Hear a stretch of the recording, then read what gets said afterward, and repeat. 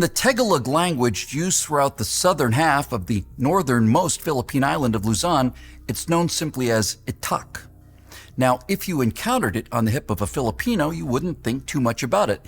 Looks like a long, flat stick, as if he had tucked a wide ruler into his belt.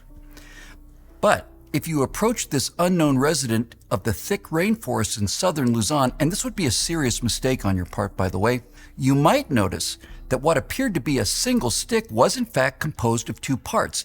The upper sixth of it was carved into a wooden handle. And if for some reason you approached the stranger even closer, you would probably receive the last big surprise of your life. The Filipino's hand would move to that handle, and the last thing you would see is a flash of edged metal in the dappled sunlight underneath the dense jungle canopy.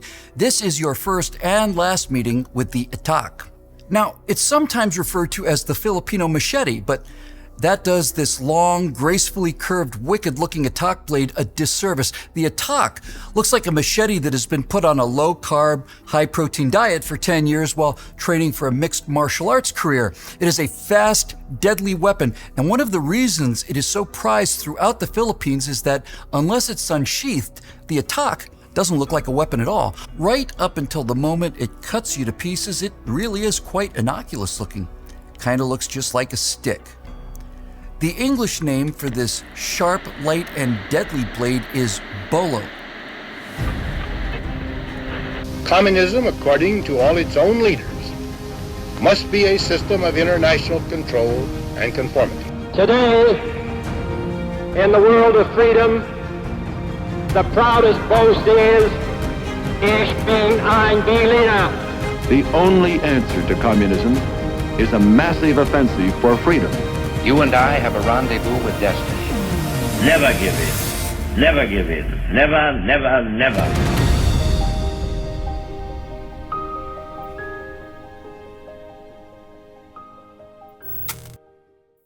Sharp, light, and deadly were perhaps the three adjectives least likely to be attached to the aircraft that America had on hand to fight in the skies over Vietnam.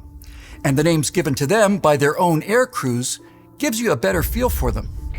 Among the bombers and transports, you would refer to the lumbering, ungainly, 8-engine B-52 as the Buff, or the Big Ugly Fat. The enormous C-5 Galaxy was known simply as Fred, that's short for fantastic, ridiculous, economic disaster. On a good day, the C-141 Starlifter was called the Star Lizard. On a bad day, its crews would call it the T-tailed Mountain Magnet. The KC-135 aerial refueling tanker was known either as the Silver Sow or just Glob, ground-loving old.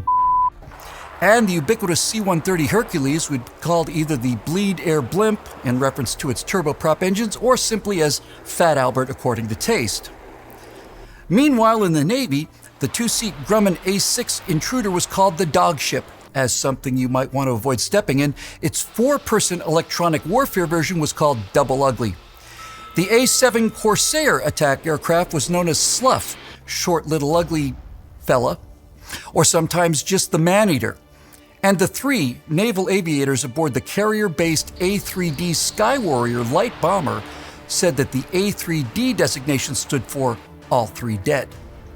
The large, slow, but powerful twin-rotored CH-47 Chinook helicopter was called the Hook as it lumbled into the battle space, but the real winners belonged to the Air Force fighter and fighter-bomber aircraft officially called Phantom and Thunder Chief, predecessors of the upcoming top-notch Top Gun replacement jet, the end product of the TFX program known as the F-111. Pilots referred to the enormous, gunless, useless F-111 as the Flying Edsel.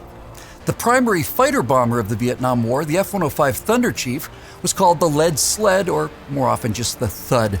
And of several names reserved for the McDonnell Douglas F-4 Phantom II, the workhorse of the Vietnam War, my favorite by far was coined as a result of its quirky, sometimes fatal aerodynamic qualities and the two General Electric J79 jet engines which, though powerful, produced long black smoke trails at mid-power settings, which served as unmissable long black markers pointing enemy pilots directly to the vulnerable tail of the jet. The first Navy pilots who received these early F-4 Phantoms called the jet the Great Smoking Thunderhog. Now look, don't get me wrong, I love the F-4. I don't know a single pilot who doesn't love the F-4 Phantom. But America produced the best fighter aircraft of World War II, the fast, agile, and well-armed P-51 Mustang. It produced the best fighter in the Korean War, the fast, agile, and well-armed F-86 Sabre. It would go on to produce the three best fighters of the post-Vietnam era, the fast, agile, and well-armed F-15 Eagle, the fast, agile, and well-armed F-16 Fighting Falcon, known universally as the Viper, and the fast, agile, and well-armed F-22 Raptor. The Phantom was fast. Agile, not so much. And well-armed, well, we'll get to that in a second. At higher altitudes, the enemy MiGs could outturn it, especially the new, highly lethal Soviet MiG-21. Now, the Phantom had originally been designed for the Navy, and not as a fighter, but as an interceptor. It was designed to fly in a straight line fast as hell and launch missiles BVR, beyond visual range, at big, fat, slow Soviet bombers headed inbound to the carriers. But McNamara's cost-cutters had decreed that the Air Force accept the Navy Interceptor as their own air superiority fighter until the new TFX could arrive. And when it did, the massive swing-wing F-111, the Flying Edsel, was even worse. It was much, much, much worse. Nor could you call the early F-4s heavily armed. True, they could be configured to carry an impressive array of AIM-7 and AIM-9 air-to-air missiles, but the longer-range radar-guided AIM-7 Sparrow had a kill rate of 8%. That means that 8% of the missiles launched actually hit their target. And worse than that, President Johnson's rules of engagement declared that U.S. pilots had to visually identify their targets before firing, rendering those missiles nearly useless. The short-range, heat-seeking AIM-9 Sidewinder was marginally better with a PK of about 15%, but the combination of unreliable missiles and rules of engagement took away the one advantage that the Americans had, and that was range, which forced the Phantoms into close-in dogfights with the North Vietnamese MiG-19s and MiG-21s, and both of those swift, agile enemy aircraft had the one thing that American pilots badly needed and simply did not have because McNamara's Defense Department had decreed them a thing of the past. The MiGs had guns. And there were a few other things American pilots were missing as 1966 came to a close. One of those was training. Wing commanders, veteran gunslingers who'd learned their deadly trade against the German Luftwaffe pilots over Europe and then shredded the North Korean MiG-15s over Korea, were shocked to discover that the young fighter pilots being sent to them in Southeast Asia had essentially no air-to-air combat training at all. None. Zilch. Zero. They had been trained on how to locate and track distant objects on radar and then pass that targeting information to their missiles in order to acquire the target. Then they'd pull the trigger, and that was about it. Air combat maneuvering, dogfighting, like guns, was declared obsolete by Secretary of Defense Robert McNamara, but the single greatest defect the Americans had to face was a lack of leadership. When Johnson and McNamara had launched Operation Rolling Thunder in 1966, they had ordered the heavily laden F-105 Thunder Chiefs, the lead sleds, the thuds, to fly the same routes to the same targets at the same time of day and at the same altitudes, using the same call signs and radio frequencies day after day, mission after mission. The North Vietnamese, to their astonishment and delight, massed their SAMs and anti-aircraft artillery along these routes and swatted down the F-105s by the scores. In July of 1966 alone, Communist SAMs, anti-aircraft artillery, and MiG fighter patrol shot down 43 American aircraft in that one single month. Now, the technicians managing the war effort, because clearly no one was actually leading it, then began equipping the thuds with the brand new QRC-160 jamming pod. The powerful radar jammers on these electronic countermeasure devices blinded the Soviet SAMs employed by the North Vietnamese, virtually ending them as a threat, well, at least for the time being. But there were not enough of these pods to go around. Not enough for both the F-105 bombers and their F-4 fighter escorts, so they mounted the ECM devices on the thuds and pulled the escorting Phantoms back out of harm's way. Now, the MiG-19s that the Americans had faced so far in the Vietnam War were deadly enough. They were the direct descendant of the MiG-15s that shocked the living hell out of some of these same pilots a decade and a half earlier over Korea. But it was the new, agile, and deadly MiG-21 that was eating the thuds alive. These sleek, supersonic arrowheads had appeared in the skies over Vietnam that same year, fresh from the holds of Soviet freighters. And the MiG-21 not only had a gun, actually it was a 23mm cannon, it also carried heat-seeking missiles similar to the American Sidewinders. True, the North Vietnamese didn't have many of these latest Soviet fighters. There were 16 of them to be precise. But by the end of 1966, the ongoing, seemingly insane U.S. policy of sending in F-105s at the same heading, at the same altitude, on the same radio frequencies, and all the same time of day, day after day, made the endless stream of sluggish, vulnerable, and unescorted thugs a target that was simply irresistible. So the North Vietnamese put nearly all of their precious new MiG-21s along that route and day after day simply knocked the American fighter bombers out of the sky. An America that fought like this would not be able to liberate the world from the threat of communism. An America that fought like this would not be able to defend South Vietnam. An America that fought like this, confused, naive, hesitant, and insecure, was going to lose the Cold War. The suck had taken hold of Western thought and was well entrenched in both the air and on the ground by the end of 1966, before America would be able to liberate anyone, as it had in World War II when its heart was fully in it. It would require the appearance of men who would be able to liberate America from itself. American pilots needed real leadership, and they were about to get it. When he first walked out to the flight line on the morning of January 2nd, 1967, Robin Olds was so quintessentially alpha that John Wayne and Tom Selleck would have fainted dead away if he'd so much glanced in their general direction. Olds was the icon, the fighter pilot. Lantern jaw, piercing eyes, squared shoulders, and a thick mustache with just enough handlebar curl at the ends to be non-regulation. Now, 2 years earlier, he'd called this his bulletproof mustache. He later referred to it as a middle finger to the Pentagon brass that were sending American pilots out to die on course and on schedule day after day.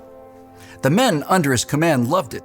After 2 years of the handlebar middle finger, however, Air Force Chief of Staff General John McConnell decided that he did not love it, sticking his finger under the nose of the fighter pilot and barking to him, "Take it off!" So he did. But in 1968, as the newly promoted Brigadier General and new Commandant of the Air Force Academy, this American liberator stepped into Mitchell Hall for the first time and looked out at the rows and rows of cadets that were standing at attention. They were all wearing fake mustaches. "I stared fiercely into the eyes of several cadets," he wrote in his posthumously published memoir called Fighter Pilot. "These guys were already my kids." He'd been a kid himself back in World War II, just a kid with a goofy grin and baby fat still on his face. But on August 23, 1944, then Captain Robin Olds was flying an escort mission over Germany. He was commanding a flight of 4 P-38 Lightnings, which, like the Phantom, were fast but not especially nimble. Now, on the left side of the formation, Olds saw a flight of light, agile Bf-109 Messerschmitt fighters. 50 of them. So, he immediately turned into them and climbed to engage. Now, the second element, 2 of his 4 aircraft were not able to keep up with Olds in the climb, but that didn't seem to slow him down any. He and his wingman dropped their external fuel tanks as the 2 American P-38s dove into the gaggle of 50 German fighters from above and behind. Olds had selected his first target, and just as he was about to open fire, both engines on his P-38, called the Fork-tailed Devil by the Japanese and the German pilots that had to face it, suddenly quit. Turns out, in the excitement, Olds had forgotten to switch from the now jettisoned external tanks back to the internal ones. So he feathered the props, continued his pass, and shot a German fighter to pieces, then continued to dive through the now mad as hornets enemy fighters long enough for him to switch his fuel selector back to internal and restart his engines. And then he climbed back into the fight. He got a second 109 before the German flight scattered in disarray, and a third one on the way back to base. With the 2 victories already to his credit, the 22-year-old Captain Olds landed as the first ace of the 479th Fighter Group. His P-38, which was named Scat-2, had picked up some bullet holes and lost the side panel of his canopy. Olds claimed to be the only man in history to shoot down an enemy fighter plane while flying a glider. A month later, the 479th got brand new P-51 Mustangs, arguably the best fighter of the war. And on October 6, 1944, Olds managed to shoot down a Focke-Wulf 190, the only other serious claimant to that title, in an epic dogfight with his new Mustang named Scat-4, a flight that very nearly cost him his life when his own wingman nearly shot him down by accident. He had 6 kills when he went home at the end of his first combat tour in November, but 2 months later he was back over Germany. Promoted to Major on February 9, 1945, Olds got his 7th air-to-air victory that very same day. 5 days later, on Valentine's Day, he got 3 more. On April 7th, Olds was escorting a flight of B-24 Liberators in his current Mustang, which he called Scat-6, when they encountered the Sonderkommando Elbe, a Luftwaffe squadron that in the final weeks of the war had become so desperate that their pilot strategy was to simply ram the American bombers in midair. A pair of jet-powered Me-262s appeared out of nowhere. Olds turned on them and severely damaged one of them before returning to the bomber stream when a Bf-109 Sonderkommando aircraft started to dive towards the lumbering B-24s. Olds followed it down and shot it to pieces before it was able to ram the Liberators, each one of which carried a crew of 11 men. On April 16th, he led a raid against a German airfield and destroyed 6 enemy fighters on the ground. Now, hit by flak on the way out, Olds discovered that one of his flaps had been shot clean away. Now, the Mustang generally liked to land at around 110 miles an hour, but with the wing damage that he'd sustained, Olds discovered that anything below 175 and Scat-6 would just roll hard right and go inverted. Olds would later write what to do. Bailout seemed the logical response, but here's where sentiment got in the way of reason. That airplane had taken me through a lot, and I was damned if I was just going to give up on it. How that bird and I survived the careening, bouncing, and juddering ride down the length of the field, I guess I'll never know. When the war in Europe ended 2 weeks later, Robin Olds had achieved field grade rank and had been given command of his own squadron. He'd been awarded the Silver Star.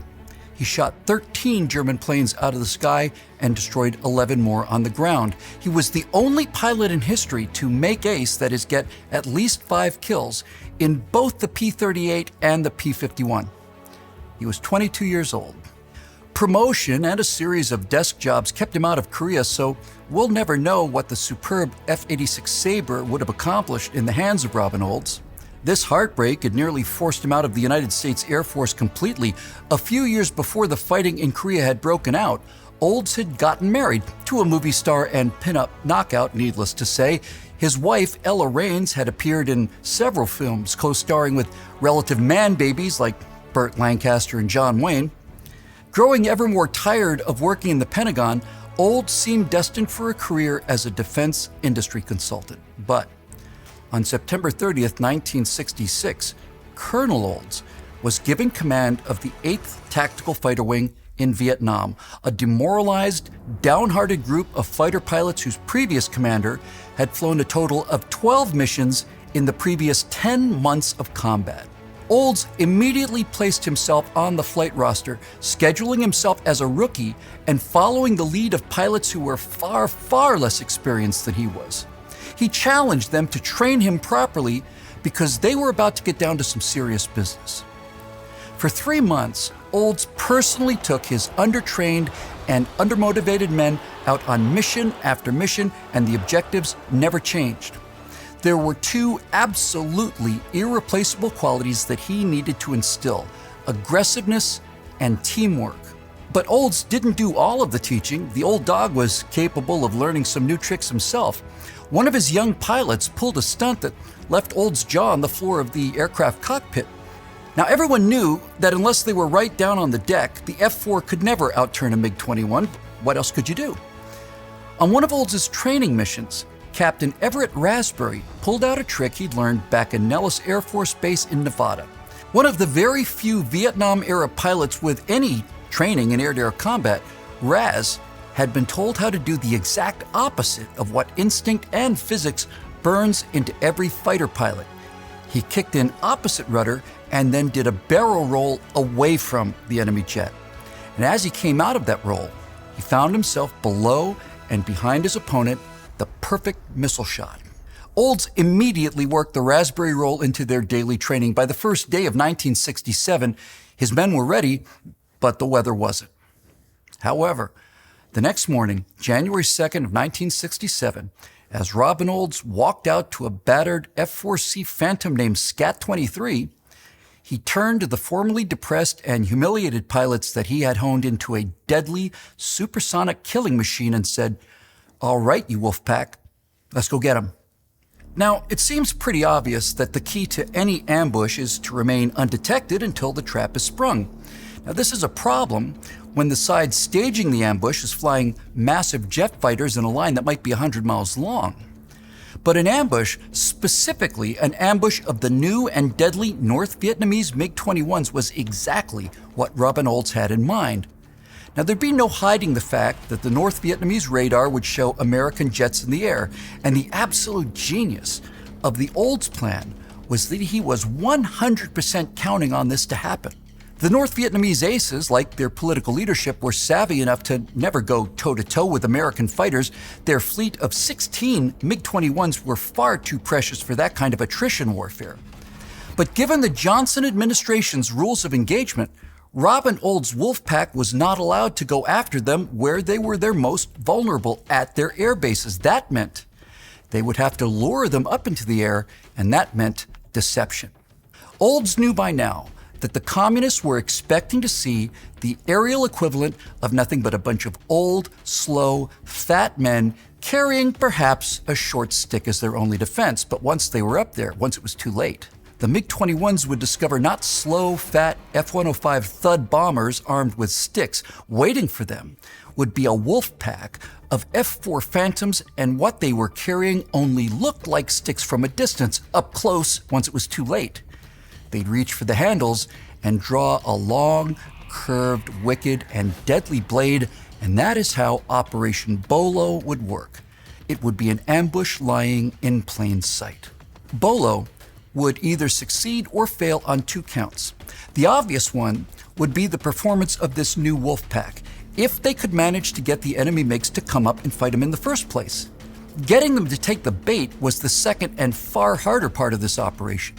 Bolo would require brains and imagination as much as guts and skill. It was actually a beautiful and elegantly simple plan. The North Vietnamese radar operators would see what they'd seen so many times before: 7 flights of F-105 Thuds ingressing at 5-minute intervals. They'd see them come in at the same time and at the same altitude and on the same bearing as they had done so many times before. They would see the radar blips fly at the same low airspeed and make the same sluggish turns. They would hear the Americans making the same call signs on the same radio frequencies, and most of all, they would easily detect the scarce QRC-160 jamming pods that had protected the Thuds from surface-to-air missiles. It would look just like another day of shooting fish in a barrel, but it wasn't. Operation Bolo was a masterpiece of deception. Olds had assigned 4 junior officers to hammer out the details, but shortly after taking over command of the 8th, Olds recruited an old friend from his days in the Pentagon as his new operations officer. That man was Daniel James Jr., but everybody called him Chappie, and Chappie James would go on to become the first Black American in history to wear the 4 stars of a full general in the U.S. Armed Forces. Robin Olds and Chappie James got so much done so quickly that people started to referring to them as Black Man and Robin. Working long into the night, they decided that the only way to skin the elusive MiG-21 was to use the Bolo, and so, on the morning of January 2nd, 1967, 7 flights of 4 jets each took off from the airfield that had housed the long-suffering Thuds. And they climbed out slowly.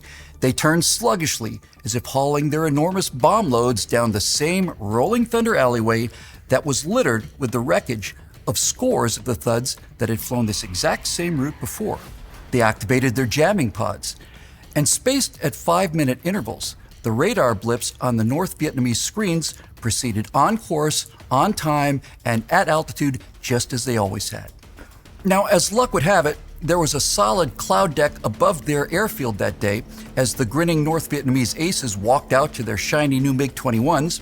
They lit their afterburners and followed the radar vectors to the line of incoming Thuds. And as they erupted out of the thick cloud deck, most of them didn't even have time to be surprised, because the first wave of 4 American jets were not heavily laden lead sleds at all. They were F-4 Phantoms, every one of them, and they were not hauling heavy steel bombs, but rather bristling with every air-to-air missile that the jets could carry. They also carried the jamming pods to complete the deception. These weren't sticks at all. These were deadly steel blades of the unsheathed bolos, wielded by determined, well-trained, brilliantly led, and bloody-minded Wolfpack pilots hungry for a great deal of payback. Oh, and one other thing.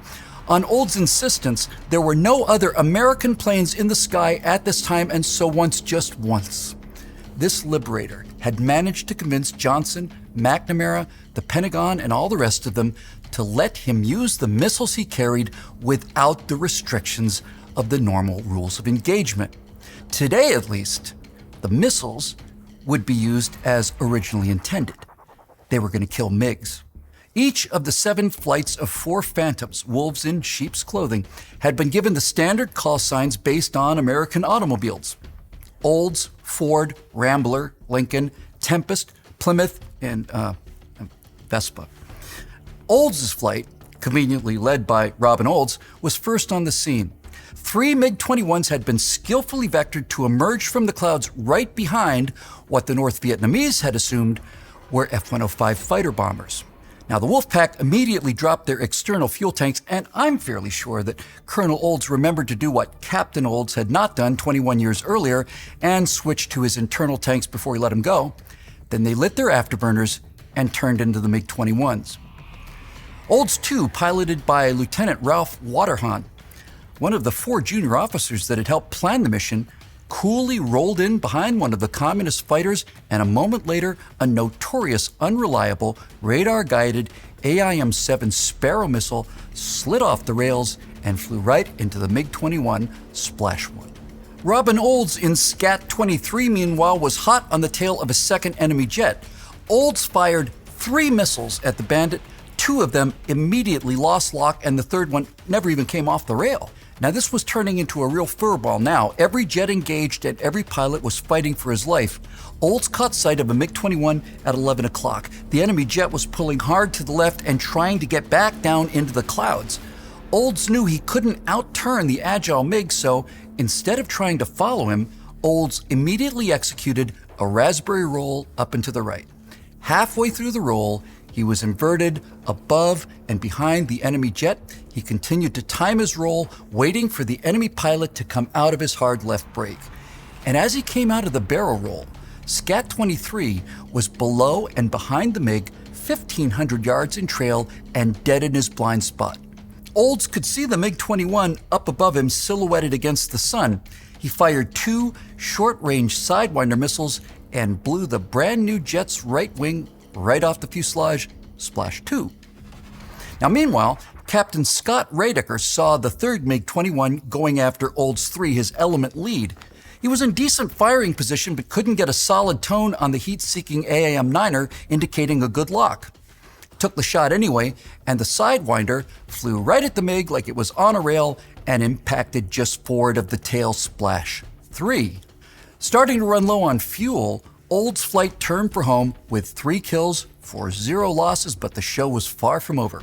Just as the first wave turned for home, Ford flight led by Chappie James entered the target area just as 3 more MiG-21s erupted from the cloud deck below. For one frozen moment, Chappie could clearly see the red stars on the wing of the enemy jet as it emerged just off to his left. He could see the expression on the North Vietnamese pilot's face.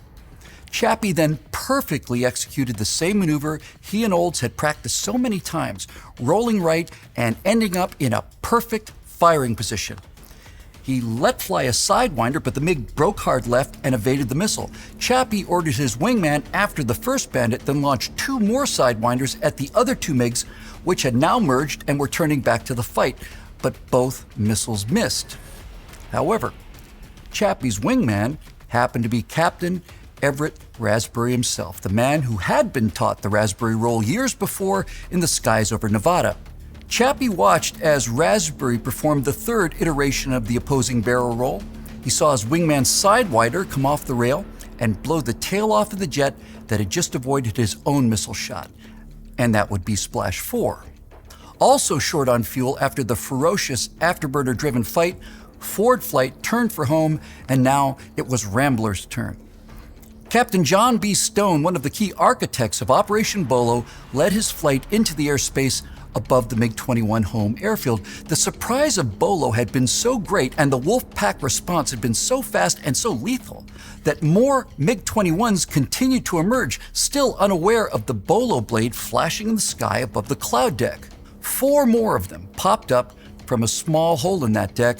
Stone immediately dove on them and pulled the trigger on his AIM-7 Sparrow. The missile never even ignited, it simply hung there on the rail. The missiles may have been unreliable as hell, but a fully armed F-4 could carry a bunch of them. The second Sparrow dropped, lit, and flew right into the tailpipe of the same MiG-21 and exploded in a ball of fire. Splash 5. But by now, a MiG was right on Stone's tail. The aggressiveness had gotten them 5 kills so far. Now it was time for the teamwork to pay off.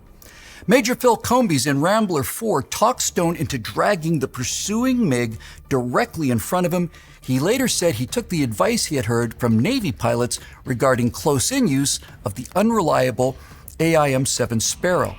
He didn't wait for the radar to acquire the target. He just looked right down the bore sight and sent 2 of them on their way at what was point-blank range for the Sparrow missile. One of them missed, and one of them didn't. Splash 6.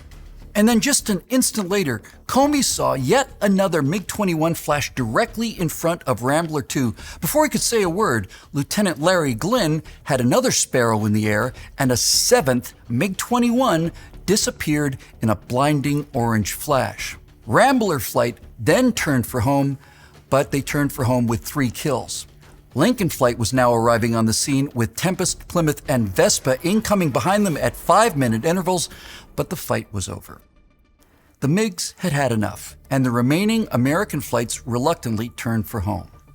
Robin Olds, Chappie James, John Stone, and the others who had planned and executed Operation Bolo had assigned a total of 56 F-4 Phantoms each, with the maximum air-to-air loadouts to execute this ambush. Of that 56, 26 American fighters actually made it to the target before the fight was over. 12 of those had engaged the enemy, and 7 of them, Olds, Wetterhahn, Radecker, Raspberry, Combes, Stone, and Glynn, each got a brand new MiG-21. Not a single American jet has so much as a scratch on the paint.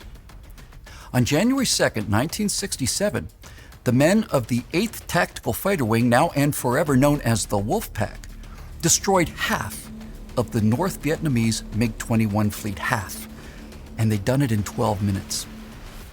Robin Olds was just one of many leaders who were emerging to save us from ourselves. He would go on to achieve 3 more air-to-air victories in Vietnam. He'd been told that if he'd gotten 5 and become an ace in 3 different aircraft types, the P-38, the P-51, and then the F-4, he'd be immediately retired from combat duty for propaganda purposes. So, officially at least, Robin Olds ended his Vietnam career with 4 air-to-air kills. But most of the men who flew with him later said that he'd gotten a lot more than that, but that he'd rather stay flying with his Wolfpack than achieve yet another level of fighter pilot Valhalla. He was ordered to retire from combat flying after flying 100 missions as well. He ended up flying 152 of them. Not too long after the success of Operation Bolo, Olds was called back to Washington for a briefing with President Johnson and the Joint Chiefs of Staff.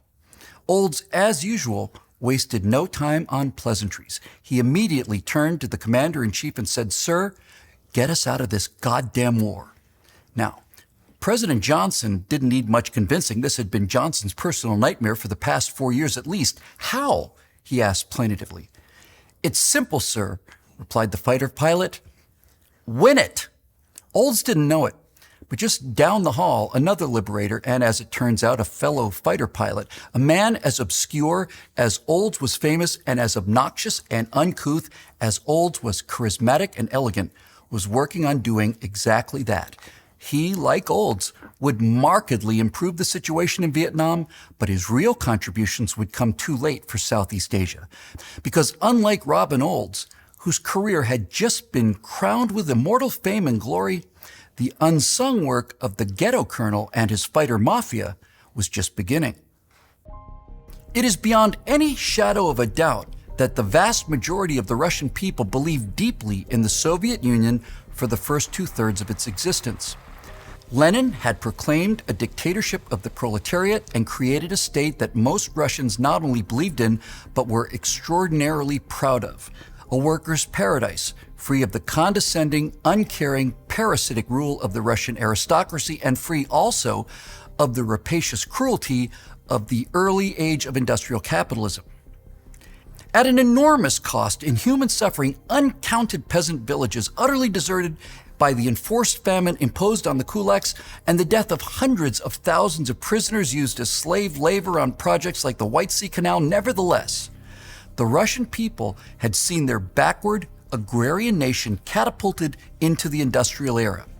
They had paid an even greater price by enduring decades of fear of a state powerful enough to enforce these wrenching changes, a state run by utterly ruthless true believers who put political theory above any and all human suffering, run by perhaps the most ruthless, ambitious, and paranoid dictator to ever walk the earth. But Comrade Stalin had delivered a modern industrial state. Comrade Stalin had taken the worst that Hitler could throw against Russia and hurled the Germans back into a bunker below the rubble of Berlin.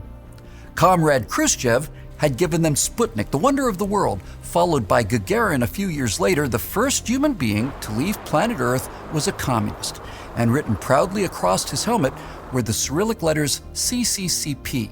CCCP, the Union of Soviet Socialist Republics. The Russian people had paid an unimaginably high price for all of this, but nevertheless, there it was. But by the late 1960s, things were changing in both the Soviet Union and the United States, softening the cold, hard edge of the Cold War by dulling each side's pride and belief in the superiority of their own system. Now, back in Vietnam, on January 30th, 1968, the North Vietnamese took an enormous all-or-nothing gamble. During the annual lull in the fighting that traditionally occurred during the Vietnamese festival called Tet, pre-positioned elements of the North Vietnamese Army operating in cooperation with the communist insurgency in the South, known as the Viet Cong, launched an unprecedented, all-out attack against South Vietnamese and American forces, which later became known as the Tet Offensive. The order to begin the attack had come by radio from Hanoi, and it was short and simple. Crack the sky, shake the earth. So that's what the communists did. The shock and ferocity of the initial attack knocked both ARVN and U.S. military forces back on their heels. But far from igniting the popular uprising in the South, which was the entire reason for this total, full-scale, face-to-face engagement with the full might of American firepower, the communist revolution that would spread throughout the South in the end simply never happened. Hanoi had catastrophically misread the mood of the people whom they were invading. It was, in fact, precisely the same mistake that had led to the American Back Bay of Pigs disaster. But while the Bay of Pigs was a public relations catastrophe and a severe blow to American prestige and influence, the Tet Offensive was not just a PR setback for the North Vietnamese, it was an unmitigated military apocalypse for the North. As U.S. forces dug in, the shadowy and elusive enemy whose hit-and-run tactics had been so effective against America's colossal conventional strength and the fossilized doctrine that it operated under was suddenly out in the open. In fierce fighting throughout the South, most especially around the Vietnamese city of Hue and the forward U.S. base at Khe Sanh, 4,124 Americans would be killed. But during the 3 phases of the Tet Offensive, which would last through September of '68, the NVA and Viet Cong would lose 45,000 killed and another 60,000 wounded. Tet had cost the North the cream of their NVA regular units, and the Viet Cong were hit so hard that they nearly ceased to exist. For the rest of the war, it would be the NVA, the North Vietnamese Army, that would be the major threat to U.S. and ARVN troops. The offensive that had been designed to create a communist uprising in the South had been an unmitigated military disaster, with U.S. and South Vietnamese counterattacks inflicting crippling losses on the communist North. But for the first few days, the shock of it, the sheer dismay at the scale and intensity of the fighting stunned the American audience watching it all on TV back home. At 2:45 in the morning of the first day, a team of 19 North Vietnamese sappers had blown a hole in the wall surrounding the U.S. Embassy in Saigon and charged into the compound.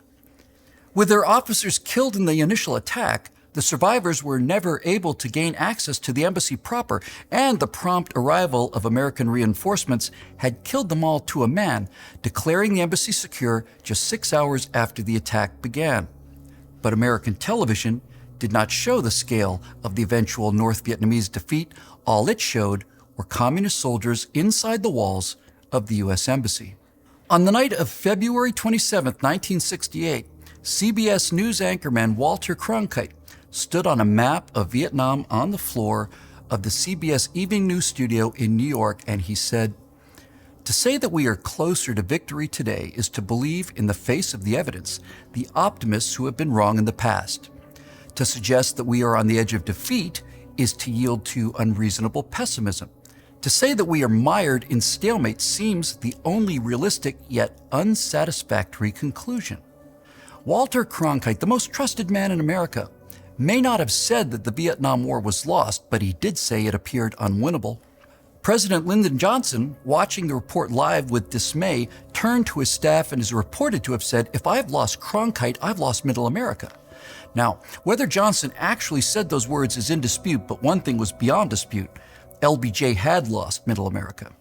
The half-in, half-out, sometimes on, sometimes off war of attrition fought by Lyndon Johnson, Robert McNamara, and William Westmoreland had been the product of a defense secretary who had once said, "There is no such thing as strategy, only crisis management," and a president more concerned with the lives of illicit and covert Soviet advisors than he was of his own air crews. The Tet Offensive was, without question, the greatest military disaster of the Vietnam War for North Vietnam. It catastrophically weakened the military power of the North and showed what American courage, resilience, and firepower could accomplish when they were fully unleashed. But in the America of 1968, the family TV was just a small wooden box. And when it was all said and done, that box had been too tiny to show the entire picture of what the Tet Offensive had really been. If communist military power had been irrevocably shattered, so too had the morale and self-confidence of the American public. American movie stars were photographed atop anti-aircraft batteries surrounding the northern capital of Hanoi, and American students waved the flag of the Viet Cong on American college campuses. For America, this was the darkest night of the Cold War. But for the Soviets, that darkness was only beginning to fall. I believe that there is no culture on this earth that's as gifted as the Russian culture when it comes to dark humor, the ability to turn what everyone fears into a sad but nevertheless genuine smile. There's something wonderful about Russian humor, about the jokes they tell about themselves, something very brave and very tough and sadly, very fundamentally true. An old babushka walks into the Kremlin and demands to see Comrade Brezhnev. She's told he's busy and she will have to leave. "I am an old woman," she shouts, "a lifelong Communist Party member and a survivor of the Great Patriotic War. I will not leave the spot until Comrade Brezhnev answers me my one question." And so she stands there defiantly for hour after hour. Finally, long after dark, Brezhnev emerges. "Yes, comrade," he says, "I've been told that you've been waiting all day. What do you wish to know?" "I would like to know if communism was invented by scientists or by politicians," asked the woman. "Well, by politicians, of course," said Brezhnev. "I knew it," said the old babushka. "If it had been invented by scientists, they would have tested it on mice first." Here's another. A young girl is in a class where they are learning about the science of Marxism. She raises her hand and asks, "Comrade teacher, Will there be a KGB once full communism has come? Of course not, sniffs the teacher, as you already know. It's scientifically proven that when full communism comes, the state and all means of oppression will simply wither away, including the KGB. When total communism finally arrives, the Soviet people will simply arrest themselves. By the end of the 60s, the attitude of most Russians toward communism was softening. The Soviet Union of the late 60s was slowly becoming a different place, almost imperceptibly. The ambient level of terror was falling.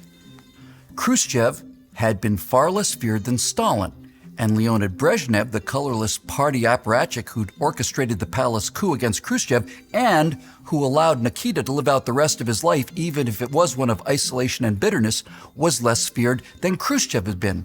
And you can hear it in the humor, that stepping down of the terror from Stalin to Khrushchev to Brezhnev.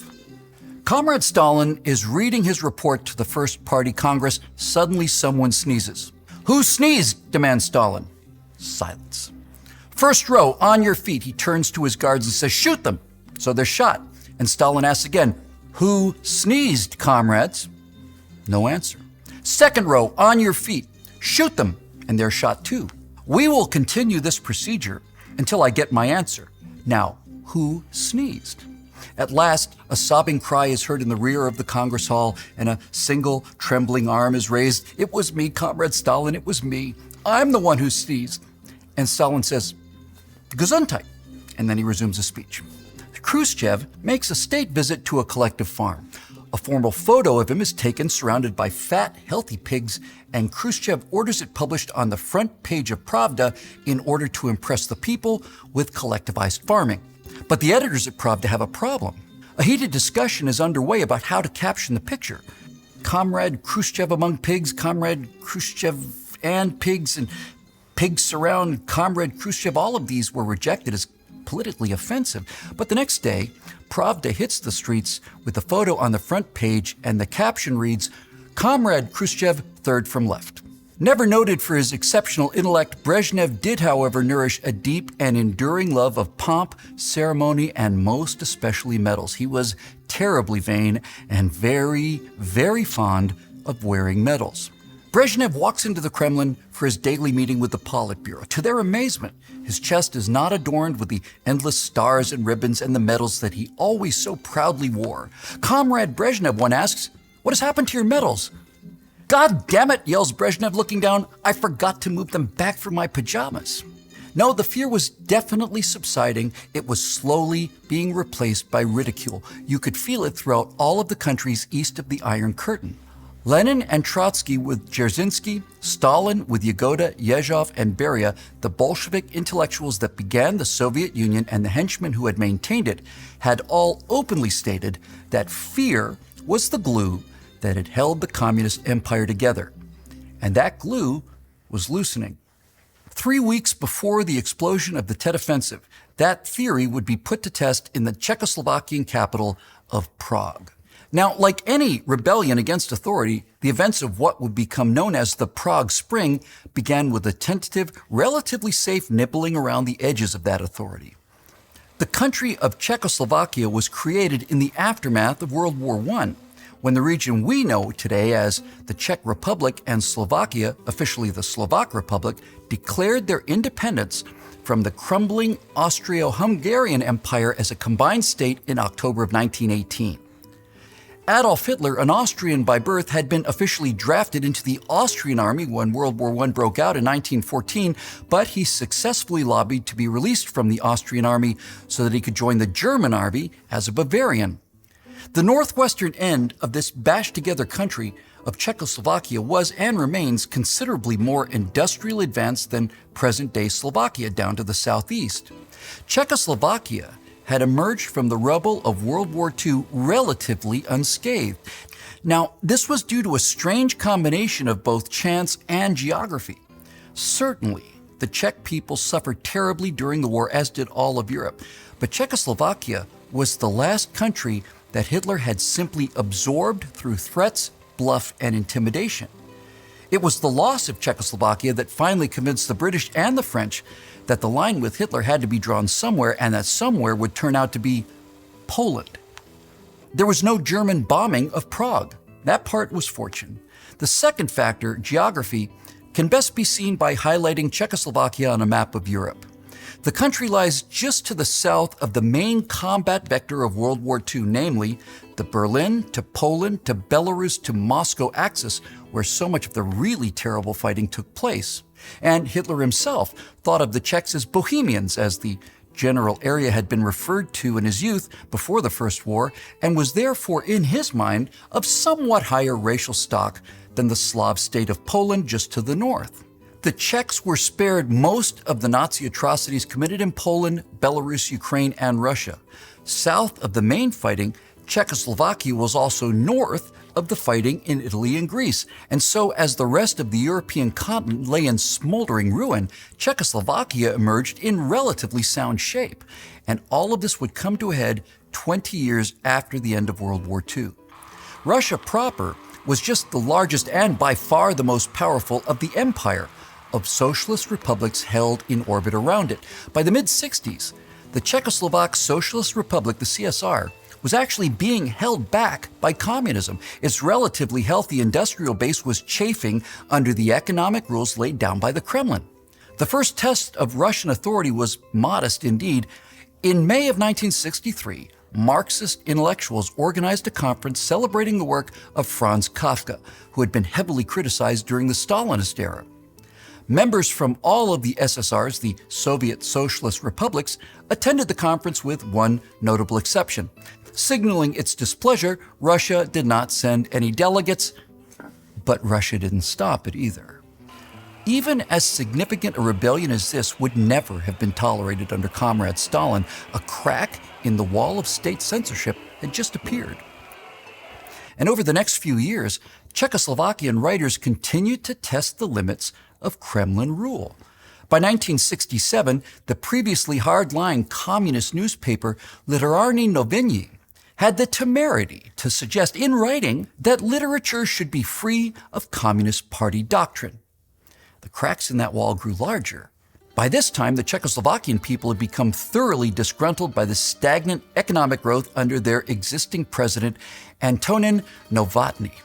During a meeting of the all-powerful Central Committee of the Czechoslovak Soviet Socialist Republic, Novotny was challenged by two men chafing under communist rule. One was the economist Ota Zik, the other was the first secretary of the Communist Party of Slovakia, a mild-looking man named Alexander Dubček.